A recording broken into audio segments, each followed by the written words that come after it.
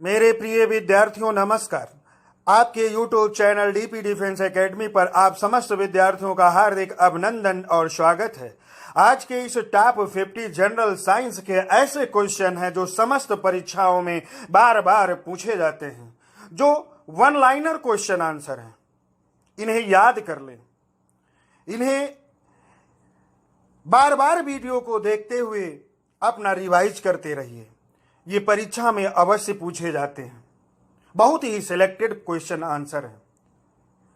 हम आपसे एक विनम्र निवेदन ये भी कर रहे हैं कि अभी तक अपने इस चैनल को आपने सब्सक्राइब ना किया हो तो प्लीज सब्सक्राइब कर लें।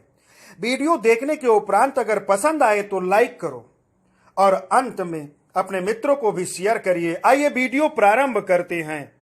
आज के इस वीडियो में क्वेश्चन नंबर 56 से प्रारंभ करते हैं, जो विद्युत मोटर बदलता है। क्वेश्चन नंबर 56 क्या है? विद्युत मोटर बदलता है।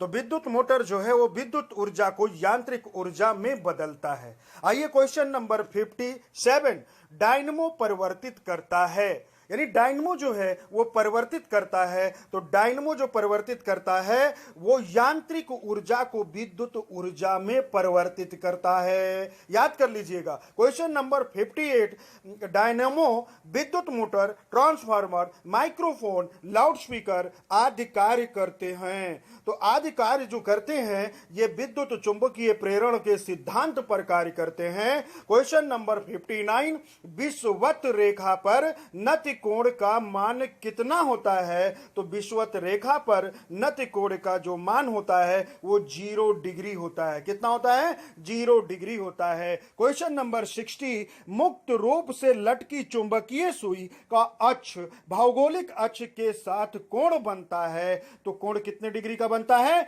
18 डिग्री यानी 18 अंश का। और क्वेश्चन नंबर 61, ध्रुव पर नमन कोण होता है, यानी ध्रुवों पर नमन कोण कितने अंश का बनता है? तो ध्रुवों पर नमन कोण जो बनता है वो 90 अंश का बनता है। कितने डिग्री का बनता है? 90 अंश का बनता है। क्वेश्चन नंबर 62, चुंबकीय सुई संकेत करती है। तो चुंबकीय सुई जो संकेत करती है वो उत्तर की तरफ संकेत करती है। किधर? उत्तर की तरफ। आइए क्वेश्चन नंबर 63, चुंबकीय क्षेत्र का मात्रक कहलाता है। तो चुंबकीय क्षेत्र का जो मात्रक कहलाता है वो चुंबकीय क्षेत्र का मात्रक क्या कहते हैं? गॉस कहते हैं। क्या कहते हैं? गॉस कहते हैं। और चुंबकीय, अगला क्वेश्चन नंबर 64, चुंबकत्व खत्म हो जाता है। तो चुंबकत्व जो खत्म हो जाता है वो पीटने या गर्म करने से। किसे? पीटने या गर्म करने से। आइए क्वेश्चन नंबर 65, अस्थाई चुंबक, ध्यान रखिए, अस्थाई, अस्थाई नहीं, अस्थाई चुंबक बनाया जाता है। तो अस्थाई जो चुंबक बनाया जाता है वो नर्म लोहे का बनाया जाता है। किसका बनाया जाता है? नर्म लोहे का बनाया जाता है। क्वेश्चन नंबर 66, अस्थाई चुंबक, अब यह ध्यान रखिएगा, अस्थाई चुंबक बनाया जाता है तो इस्पात का बनाया जाता है। किसका? इस्पात का बनाया जाता है। क्वेश्चन नंबर 67, शुष्क सेल का एनोड बना होता है। तो शुष्क सेल का जो एनोड बना होता है वो कार्बन का बना होता है। किसका बना होता है? कार्बन का बना होता है। क्वेश्चन नंबर 68, शुष्क सेल का कैथोड बना होता है। बहुत ही इंपॉर्टेंट क्वेश्चन है, बार बार परीक्षाओं में पूछा जाता है। शुष्क सेल किसका बना होता है? जस्ता का बना होता है। किसका? जस्ता का। आइए क्वेश्चन नंबर 69, प्राथमिक सेल है, प्राथमिक सेल है। तो प्राथमिक सेल क्या है? शुष्क सेल है।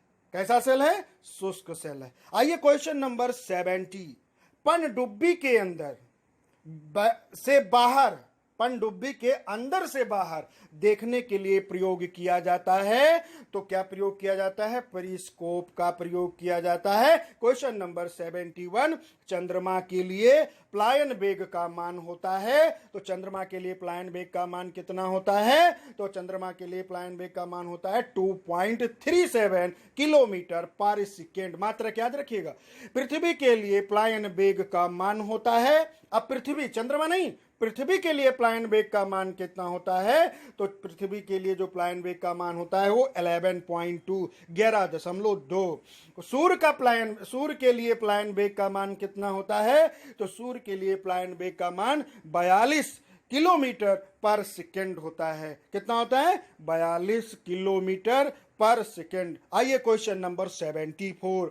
उत्प्लावकता का सिद्धांत दिया था। तो उत्प्लावकता का सिद्धांत किसने दिया था? तो उत्प्लावकता का सिद्धांत आर्किमिडीज ने दिया था। किसने दिया था? आर्किमिडीज ने दिया था। Question number 75। कोई वस्तु द्रव में अंशतः या पूर्णतः डुबोई जाती है तो उसके भार में कमी प्रतीत होती है। तो क्यों कमी प्रतीत होती है? किसके कारण? उत्प्लावन बल के कारण। किसके कारण? उत्प्लावन बल के कारण। Question number 76। माध्यम का ताप बढ़ने से ध्वनि की चाल पर क्या प्रभाव पड़ता है? तो माध्यम का ताप बढ़ेगा तो ध्वनि की चाल भी बढ़ती है। अगला क्वेश्चन नंबर 77। गड्ढे में भरे पानी पर मिट्टी का तेल छिड़कने से मच्छर मर जाते हैं। क्यों मर जाते हैं? क्योंकि पानी का जो है वो पृष्ठ तनाव, आंसर क्या है? पृष्ठ तनाव कम होने के कारण। आइए क्वेश्चन नंबर 78। गुरुत्वीय त्वरण यानी स्मॉल जी का मान होता है। कितना मान होता है गुरुत्वीय त्वरण जी का? तो गुरुत्वीय त्वरण जी का जो मान होता है 9.8 मीटर पर सेकेंड स्क्वायर। Question number 79। चंद्रमा पर गुरुत्वीय त्वरण का मान पृथ्वी के मान का कितना होता है? ध्यान रखिए, बहुत ही इंपॉर्टेंट क्वेश्चन है। तो 1/6 भाग होता है। यानी यहां पर अगर आपका भार पृथ्वी पर 60 किग्रा है तो चंद्रमा पर 10 किग्रा हो जाएगा, 1/6 हो जाएगा। अगला क्वेश्चन बहुत ही इंपॉर्टेंट 80 नंबर। गुरुत्वीय त्वरण जी का मान कम कहां होता है? तो गुरुत्वीय त्वरण जी का मान कम कहां पे होता है? विषुवत रेखा पर। कहां पे? विषुवत रेखा पर कम होता है। अगला क्वेश्चन, गुरुत्वीय त्वरण जी का मान अधिक कहां पे होता है? तो गुरुत्वीय त्वरण जी का मान जो अधिक होता है वो ध्रुवों पर। क्या आंसर है? ध्रुवों पर अधिक होता है। आइए क्वेश्चन नंबर 82। पृथ्वी के केंद्र पर गुरुत्वीय त्वरण का मान कितना होता है? पृथ्वी के केंद्र पर गुरुत्वीय त्वरण का मान कितना होता है? 0 होता है। कितना होता है? 0। अगर पृथ्वी पर आप 60 किग्रा के हैं तो केंद्र पर 0 किग्रा के ही रहेंगे, यानी वस्तु का भार वहां पर 0 भी हो जाता है। गुरुत्वीय त्वरण जी का मान भी 0 हो जाता है। Question number 83। घड़ी की भरी चाबी में संचित ऊर्जा होती है। तो घड़ी के में भरी कौन सी ऊर्जा होती है? स्थितिज ऊर्जा। स्थितिज ऊर्जा, ध्यान रखें। Question number 84। प्रेशर कुकर में खाना जल्दी पक जाता है, क्यों? किस कारण से प्रेशर कुकर में खाना जल्दी पक जाता है? तो उसका आंसर है पानी का क्वथनांक बढ़ जाता है। क्या? पानी का क्वथनांक बढ़ जाता है। Question number 85। दाब बढ़ने पर बर्फ का गलनांक पर क्या प्रभाव पड़ता है? जब दाब बढ़ने पर तो बर्फ का गलनांक पर क्या प्रभाव पड़ता है? तो बर्फ का गलनांक घटता है। क्या है? घटता है। अगला क्वेश्चन नंबर 86। वायुमंडलीय दाब का मापक है, यानी वायुमंडल किस यंत्र के द्वारा मापा जाता है? तो आंसर है बैरोमीटर। क्या? बैरोमीटर। अगला क्वेश्चन नंबर 87 है। एक वायुमंडलीय दाब बराबर होता है, यानी 1 वायुमंडल दाब बराबर कितना होता है? तो वो होता है 10⁵ न्यूटन पर मीटर स्क्वायर। अगला क्वेश्चन नंबर 88। वायुदाब मापी में पारे के स्तंभ का धीरे धीरे गिरना सूचक होता है। वायुदाब मापी में अगर पारा धीरे धीरे गिरता है तो क्या होता है? वर्षा की संभावना होती है। क्या होती है? वर्षा की संभावना होती है। बहुत important question. Question number 89। Barometer में पारे के स्तंभ का धीरे धीरे चढ़ना सूचक होता है। तो क्या होता है? वो किसका सूचक होता है? स्वच्छ व साफ मौसम का संकेत करता है। अगला क्वेश्चन नंबर 90। वायु दाब मापी में पारे के स्तंभ का अचानक गिरना सूचक होता है।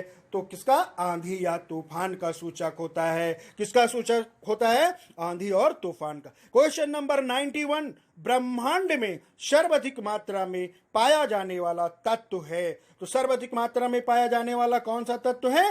वो है हाइड्रोजन। क्या? हाइड्रोजन। Question number 92। वायुमंडल में नाइट्रोजन कितने प्रतिशत पाया जाता है? वायुमंडल में नाइट्रोजन कितने प्रतिशत पाया जाता है? तो इसका आंसर है 78%। कितना? 78%। क्वेश्चन नंबर 93, वायुमंडल में सर्वाधिक मात्रा में पाया जाने वाला अक्रिय गैस, क्या? अक्रिय गैस पाया जाने वाला, ध्यान रखें, क्रिप्टॉन। क्या? क्रिप्टॉन। नेक्स्ट क्वेश्चन नंबर 94, वायुमंडल में नहीं पाया जाने वाला अक्रिय गैस, मीन बहुत इंपॉर्टेंट क्वेश्चन, लर्न कर लीजिए।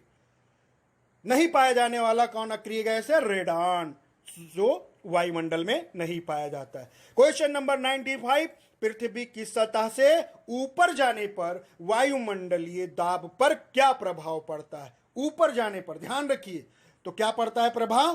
कम होता है। क्या? कम होता है। अगला क्वेश्चन नंबर 96, सबसे बड़ा बीजाणु होता है, सबसे बड़ा बीजाणु होता है, तो सबसे बड़ा बीजाणु होता है साइकस में। किसमें? साइकस में। बहुत कई बार परीक्षा में पूछा गया क्वेश्चन है। क्वेश्चन नंबर 97, वृक्षों की छाल पर उगने वाले कवक को कहते हैं? वृक्षों की छाल पर उगने वाले कवक को कार्टिकोलस कहते हैं। क्या कहते हैं? कार्टिकोलस कहते हैं। नेक्स्ट क्वेश्चन नंबर 98, गोबर पर उगने वाले कवक मींस लाइकेन कहलाते हैं। जो गोबर पर उगते हैं उसको क्या कहते हैं? उसको कहते हैं क्रोपोफिल। क्या कहते हैं? क्रोपोफिल। याद रखिए। क्वेश्चन नंबर 99, चट्टानों पर उगने वाले पौधे कहलाते हैं? क्या? चट्टानों पर उगने वाले पौधे क्या कहलाते हैं? बहुत इंपॉर्टेंट क्वेश्चन है, याद करो मेरे मित्रों, लिथोफाइट्रस। क्या? लिथोफाइट्रस। नेक्स्ट क्वेश्चन 100, मरुस्थल में उगने वाले पौधे कहलाते हैं? तो मरुस्थल में उगने वाले जो पौधे होते हैं उनको हम किस नाम से जानते हैं? उनको हम क्या कहते हैं? जीरोफाइट्रस। क्या कहते हैं? जीरोफाइट्रस, मरुस्थल में उगने वाले। क्वेश्चन नंबर 101, बहुत ही इंपॉर्टेंट, भूमि पर पाया जाने वाला प्रथम पौधा। तो भूमि पर पाया जाने वाला प्रथम पौधे को क्या कहते हैं? बायोफाइट्रस। क्या कहते हैं? बायोफाइट्रस। क्वेश्चन नंबर 102, 1 ग्राम वसा से ऊर्जा उत्पन्न होती है, यानी 1 ग्राम वसा से कितनी ऊर्जा उत्पन्न होती है? तो वो 9.3 calorie. 9.3 calorie. Next question number 103, इस्पात की कठोरता निर्भर करती है। तो इस्पात की जो कठोरता होती है वो किस पर निर्भर करती है? तो उसमें उपस्थित कार्बन की मात्रा पर निर्भर करती है। अगला क्वेश्चन नंबर 104, टंगस्टन का गलनांक बिंदु है। तो टंगस्टन का जो गलनांक बिंदु है वो है 3000 सेंटीग्रेड। 3000 सेंटीग्रेड। लास्ट क्वेश्चन इस वीडियो का 105, हीरा का गलनांक बिंदु है। तो हीरे का गलनांक बिंदु कितना होता है? तो हीरे का जो गलनांक बिंदु है, टेम्परेचर है, वो 3500 अर्थात। मेरे प्रिय विद्यार्थी, आपने अंत तक वीडियो देखा, आपको कोटि कोटि धन्यवाद। यदि आपने अभी तक अपने इस चैनल को सब्सक्राइब न किया हो तो प्लीज सब्सक्राइब करें। वीडियो देखने के बाद पसंद आई हो तो लाइक जरूर करें और अपने मित्रों को शेयर करें। अंत में इतना कहेंगे, जय हिंद, जय भारत मेरे प्रिय मित्रों।